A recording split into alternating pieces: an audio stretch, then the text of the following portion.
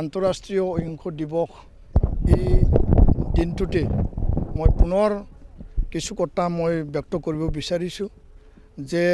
হৈ যোৱা 2025 BTC যি নিৰ্বাচন ইয়াৰ যি জনাদেশ আহিল আৰু হাগ্ৰামা মহিলাৰী ডাঙৰীয়া আৰু তেখেতৰ দল BPF দলক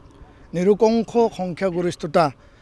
বিটিআৰবাসী BTCবাসী বা বড়োলেণ্ডবাসী ৰাইজে যেটো তেওঁক প্ৰদান কৰিলে আৰু আগন্তুক 5 অক্টোবৰত তেওঁ শপত গ্ৰহণ কৰিবলৈ গৈ আছে নতুন BTCৰ চৰকাৰখনৰ দায়িত্ব তেওঁ ল'বলৈ গৈ আছে তাৰ কাৰণে আমি হাগ্ৰামা মহিলাৰী ডাঙৰীয়া আৰু তেখেতৰ দলক পুনৰ আমি শুভেচ্ছা আমি প্ৰদান কৰিছোঁ ইয়াৰ লগতে আজিৰ এই গান্ধী জয়ন্তী দিনাখনে মই আহ্বান জনাব বিচাৰিছোঁ যে শান্তি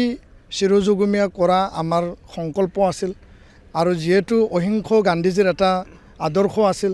বড়োলেণ্ডত যেহেতু শান্তি চিৰযুগমীয়া কৰিব লাগে তাৰ কাৰণে নতুন চৰকাৰখনে দায়িত্ব সহকাৰে যাতে কাম কৰিব তৃতীয় কথাটো হ'ল যে UPPL আৰু BPF দুয়োটা আঞ্চলিক শক্তিক একত্ৰিত কৰাৰ কাৰণে নিৰ্বাচনত আগমুহূৰ্তত আমি প্ৰয়াস কৰিছিলোঁ বড়ো সাহিত্য সভা 16টা বড়ো জাতীয় দল সংগঠনে আৰু এই প্ৰয়াস আহি এটা পৰ্যায়ত স্থবিৰ হৈ পৰিছিল আৰু আজিৰ দিনটোত এই কথাটো পুনৰ আমি কৈছোঁ আৰু আমি বাৰে আমি এই কথাটো আহ্বান জনাইছিলোঁ যে BTCখন বা BTRখন আঞ্চলিক শক্তিয়ে ষ্টেৰিংটো ধৰিব লাগে আৰু দুইটা আঞ্চলিক শক্তি একত্ৰিতভাৱে বা বুজাবুজি এলায়েন্সৰ মাজেদি আগুৱাই যাব লাগে আজিৰ দিনটো মই পুনৰ আহ্বান জনাব বিচাৰিছোঁ যে হাগ্ৰামা মহিলাৰী ডাঙৰীয়া প্ৰমোদ বড়ো ডাঙৰীয়া দুই আঞ্চলিক শক্তি 28টা সিট আৰু ইফালে 7টা সিট যেহেতু পাবলৈ সক্ষম হৈছে আৰু BJPয়ে 5টা সিট পাবলৈ সক্ষম হৈছে তো দুই আঞ্চলিক শক্তি আগন্তুক দিনত বিটিআৰবাসীৰ আকাংক্ষা স্বাৰ্থত আৰু বাকি যিখিনি উন্নয়নৰ কাম কৰিব লাগে সকলোকে লৈ পেলাই বিশ্বাস আৰু আস্থাত লৈ পেলাই আগবাঢ়ি যাব লাগে তাৰ কাৰণে দুয়ো যি আঞ্চলিক শক্তিক নেতৃত্ব বহন কৰা দুয়ো নেতা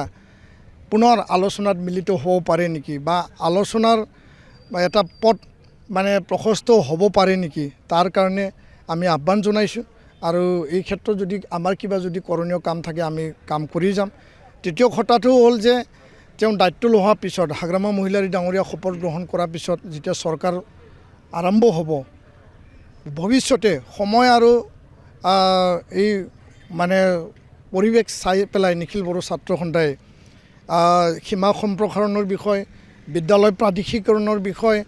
আৰু BTR শান্তি চুক্তিৰ যিবিলাক আধৰুৱা দফাসমূহ ৰূপায়ণৰ কাৰণে আছেই যে 125 এমেণ্ডমেণ্ট আৰু আন যিবিলাক বিষয় হাগ্ৰামা মহিলাৰী ডাঙৰীয়াৰ এই নতুন চৰকাৰটোলৈ আমি বহিবৰ কাৰণে আমাৰ প্ৰয়াস আৰু প্ৰচেষ্টা অব্যাহত থাকিব আৰু আশা কৰিছোঁ যে আগন্তুক দিনত কোনো অশান্তি কোনো হিংসা যাতে ইয়াত নাহে শান্তি আৰু সমন্বয় সকলো অঞ্চলত সকলো স্তৰত যাতে গঢ় দিয়ে নতুন চৰকাৰে দায়িত্ব সহকাৰে কাম কৰিব মই